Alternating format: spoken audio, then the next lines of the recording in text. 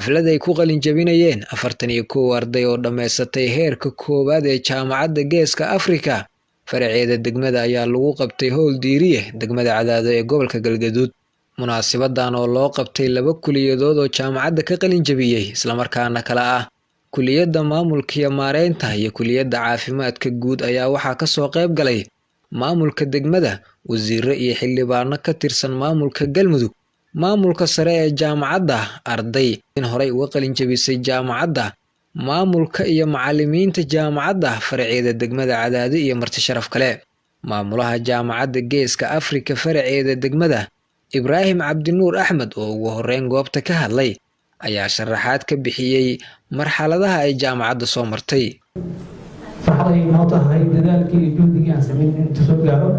xafladan waa xaflad loogu talagalay in lagu dhiirigeliyo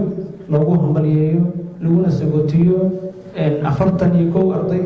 ee ka qalin jabisay jaamacadda Horn Afrika faraceeda Cadaado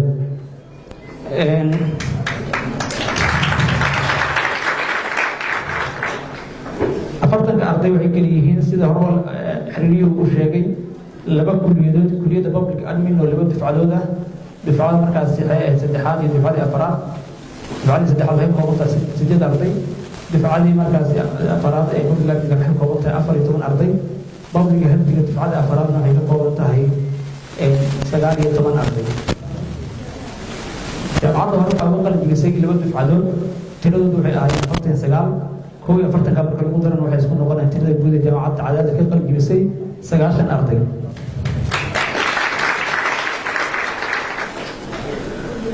جامعة وعلوش لقى إنسان مشير عددي إنما نديجنا الجلمدو. جامعة هذا وحدك أرض نمبر كل مكبر يفوق 19 أرضي. وحي أرضها ككل يمانا يكتب جامعة ولا عدد جود اللبن جل صار بحضر هوشي iyo xerale sida lamada jaamacaddu waxay mar walba u diyaarsan tahay in dhammaan deegaamada Galmudug ay gaarsiiyo baahida waxbarasho ee tacliinta sare wana rajaynaynaa in dhammaan ka faa'iideystaan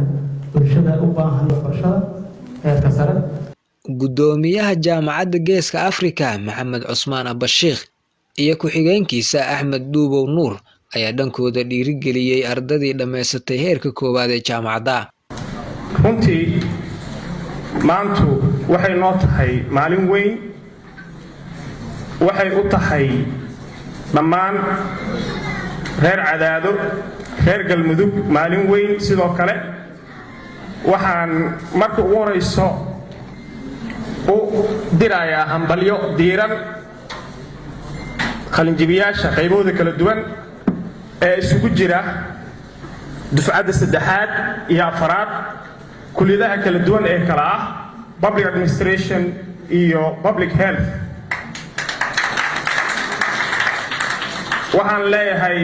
hambalyo hambalyo hambalyo runtii annagu haddaan nahay bahda jaamacadda Horn of Africa waxaan aaminsanahay inaan gaarnay mid ka mid ah ahdaaftii jaamacadda loo aasaasay marka hore sababtoo ah jaamacadda ahdaafteedu waxay ahayd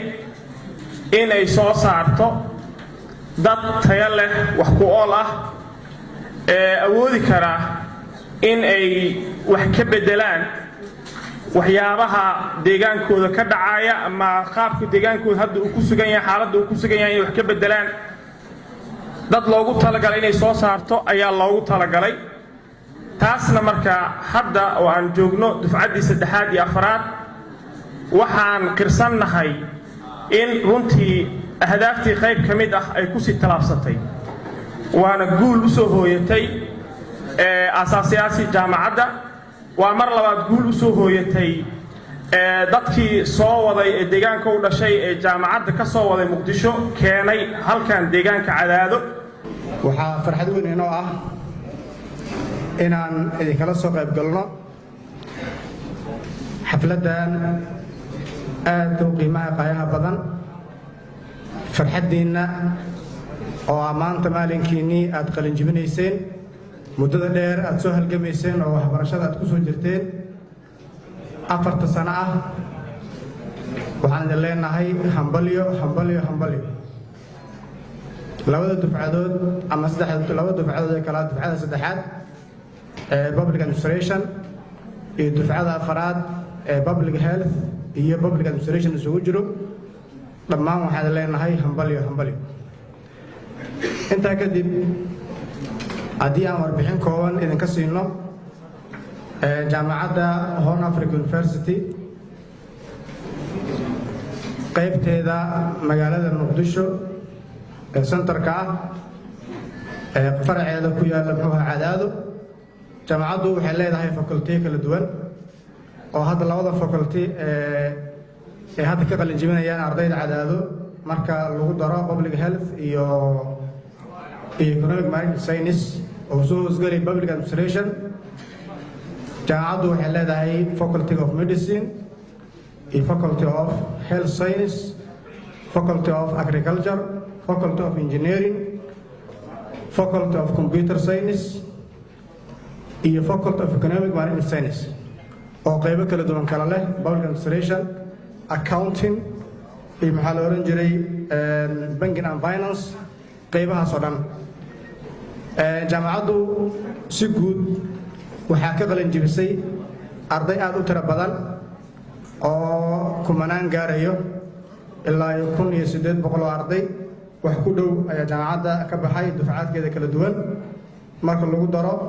qaybaheeda Cadaado oo dhanba taa marka waxay tusinaysaa inay tahay jaamacaddu jaamacad aad u ballaaran oo ficil aad u weyn yahay ayna ka mid tahay jaamacadaha waaweyn ee ku yaalo dalka Soomaaliya gudoomiyaha degmada Cadaado Cabdullaahi Cabdiraxmaan Tootole iyo mas'uuliyiintii kale ee ka soo qayb gashay xafladda qalin jebinta ayaa dhankooda u hambaliyay ardaydaasi taas marka intaas uga baxo waxaan leeyahay dadka qalin jebiyana waxaan leenahay mabruuq hambalyo ayaan leenahay cid kastana waxa la rabaa inay hore u sii socoto gadaal loo soo laaban dadka dawladda ka socday wasiiradana waxa laga rabaa waxbarashada in la garab istaago anoo daan maamulka nahay wax kasta oo karaankeena oo aan heer hoose iyo heer sare aan ku garab istaagi karno waan isku daynay waan garab istaagnay meel fiican ayaan hadda maraysaa wasaaraduna kama maqnayn laakiin waxa la rabaa sida xoogga loo saarayo ama dugsiyada hoose ama dugsiyada dhexe ama dugsiyada sare in jaamacadaha lagu daro waxaad moodaa wasaaradaheena galmudug weli inaysan jaamacadaha aysan ugu jirin roolka hadda ay ku shaqaynayaan in lagu soo daro la rabaa jaamacadaha degmooyinka iyo gobollada fog ku yaala boqolkii 80 isbixi waayaan laga yaabaa marka haddaan dawladdu kabin iyaduna culays waxay noqonaysaa ku soo laabanaya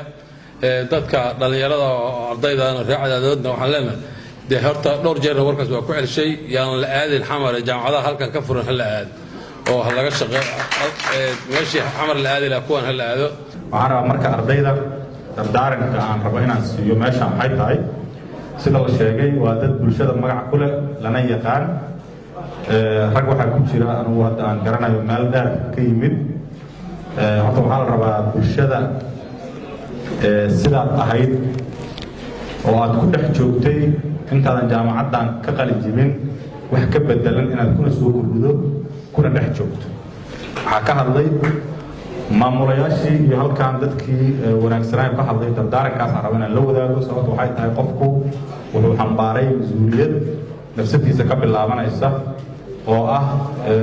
inuu maantay ardaynimo weli lugta uu saaray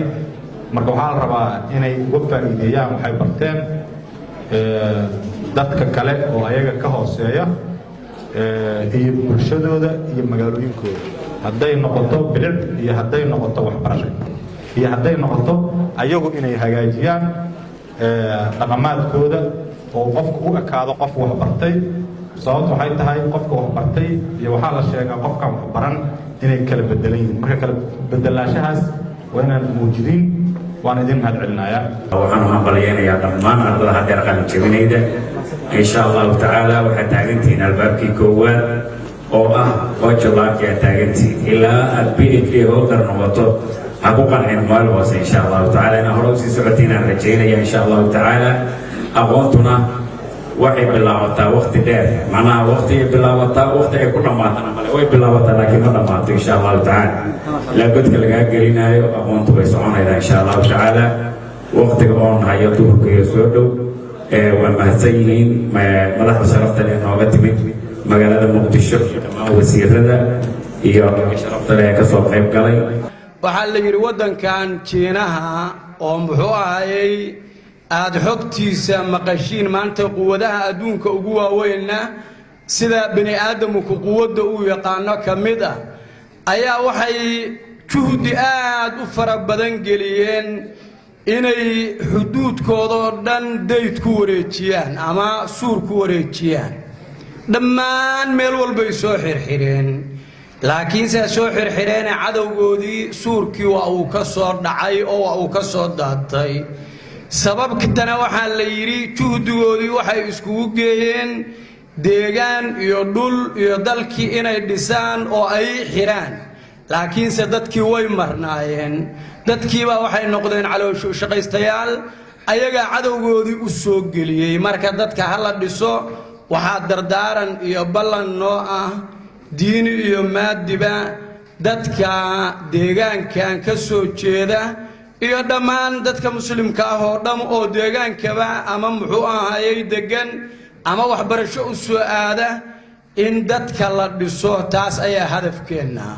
ogaadana dadku meel ma gaari karaan ilaa inay yeeshaan higsi iyo hadaf ma ahani ugu dambeyntii wasiir dowlaha waxbarashada galmudug mursal cabdi aadan oo soo xiray munaasabadda ayaa ku booriyay dadaalka ay ku bixiyeen waxbarashada ardayda maanta ka qalin jabisay jaamacadda geeska afrika faraceeda degmada cadaado waan u mahad celinayaa bahda jaamacadda geeska afrika in maanta ardayda heerkan gaarsiisan la soo saaro oo runtii imaanshiyaha jaamacadda halkan la keenay iyo waqtiga ay furan tahay iyo duruufaha kala duwan iyo xaaladaha ay soo martaba ay tahay waqtiyo kala duwan runtii dhabar adaygaas mas-uuliyiintii jaamacadda halkan u joogtay ay u soo mareen waa u mahad celinaya iyo kuwa sare ee xaruntoodu tahay muqdisho runtii heerkan maanta lama soo gaareen haddii aan dhabar adaygaas iyo waqtiyada kala duwanba aan loo joogi lahayn ka dowlad ahaan annagoo mas-uuliyad gaara waxaa naga saaran tahay inaan dhiirigelino jaamacadaha runtii waxaan rabaa inaan ka dhawaajiyo waxaan waayahan damba gacanta ku haynay gudoomiye toola mar ka dhawaajiyey inaan jaamacadaha ka howlgala dhammaan deegaamada galmudug inaan u sameyno dalad iyo hoggaan iyo tayadoodaba inaan waxa weeye gacanta ku haynay oo runtii maantana uu qayb ka yahay agaasinkii u qaabilsan agaasinka tacliinta sare uu nala fadhiyo taasna waxay qayb ka tahay inaan gacanta mar dhow aan waxa weeye wada marin doono jaamacadaha dhammaantood in tayadooda iyo heerarka ay kala duwan shahaadooyin aan ku guddoonsiin doono oo aqoonsi ay wasaaradda waxbarashada galmudug ay ku aqoonsan doonto sababtoo ah annagu waxa weeye markasta waxaan rabnaa inaan dhiirigelino bahda tacliinta sare oo runtii door weyn ayaguna waayahan ka qaadanayay soo saarista ardayda sida aan mas-uuliyad iskaga saarnay in dugsiyada hoose ay ku soo kordhaan arday iyo jiilalka caruurta waxbarashada la geeyo oo miyiga iyo magaalooyinka fagfagba aan u gaarsiinayna waqtina ugu bixinayna waxaan rabnaa ardayda iyo jaamacadahaba in ayaguna waqti sidaas si lamida aan u gaarsiino waa idinkaga mahad celinaynaa jaamacadda geeska afrika runtii annaguna garabkiinaan nahay wasaaradda waxbarashada dowladda galmudugna garabkiina ay taagan tahay ardaydan ka qalin jabisay jaamacadda geeska afrika faraceeda degmada cadaado ayaa noqday dufcadii afaraad ee ka qalin jabisay jaamacadda geeska afrika haashim cumar xasan telefishinka 5 TV cadaado